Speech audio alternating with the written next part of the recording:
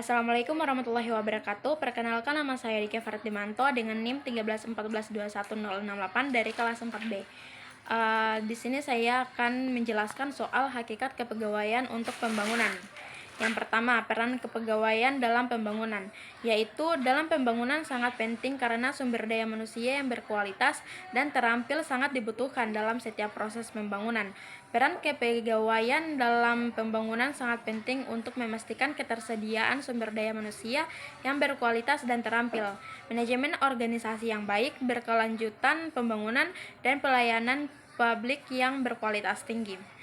Selanjutnya, kualitas sumber daya manusia, di mana sumber daya manusia merujuk pada kemampuan, pengetahuan, keterampilan, dan sikap individu yang berguna untuk mencapai tujuan tertentu, baik dalam konteks pekerjaan, pendidikan, maupun kehidupan pribadi. Kualitas sumber daya manusia sangat penting bagi kemajuan dan perkembangan suatu negara, organisasi, atau individu.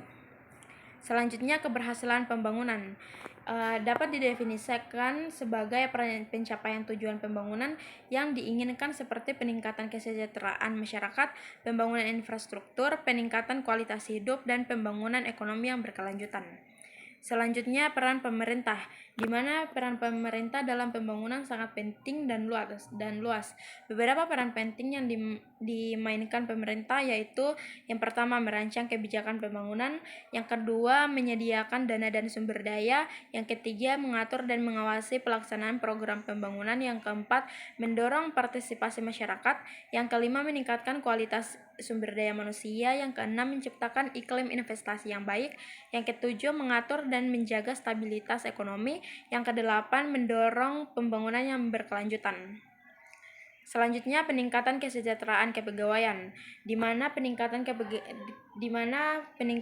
kesejahteraan kepegawaian yaitu usaha untuk meningkatkan kesejahteraan dan keseimbangan kehidupan kerja para pegawai dalam sebuah organisasi atau lembaga.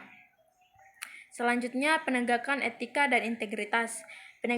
Penegakan etika dan integritas merujuk pada upaya untuk memastikan bahwa orang-orang dan organisasi bertindak secara etis dan berintegritas dalam segala hal yang mereka lakukan. Ini mencakup mematuhi kode etik atau standar etika yang relevan serta menjaga integritas organisasi melalui tindakan seperti pencegahan kecurangan, pencurian, korupsi, diskriminasi, dan perilaku tidak etis lainnya. Selanjutnya, penggunaan teknologi, di mana pada pembangunan memiliki peran penting dalam mempercepat dan meningkatkan efisiensi proses pembangunan. Penggunaan teknologi pada pembangunan dapat meningkatkan efisiensi, mengurangi biaya, dan mempercepat proses pembangunan.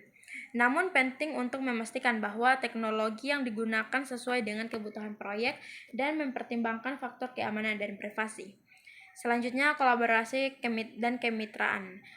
Dalam pembangunan sangat penting untuk mencapai tujuan pembangunan yang berkelanjutan dan efektif. Kolaborasi dan kemitraan dapat dilakukan antara pemerintah, sektor swasta, masyarakat sipil, organisasi non-pemerintah, dan lain-lain. Itulah presentasi dari saya. Jika ada salah kata mohon dimaafkan. Wabillahi taufiq wal hidayah. Wassalamualaikum warahmatullahi wabarakatuh.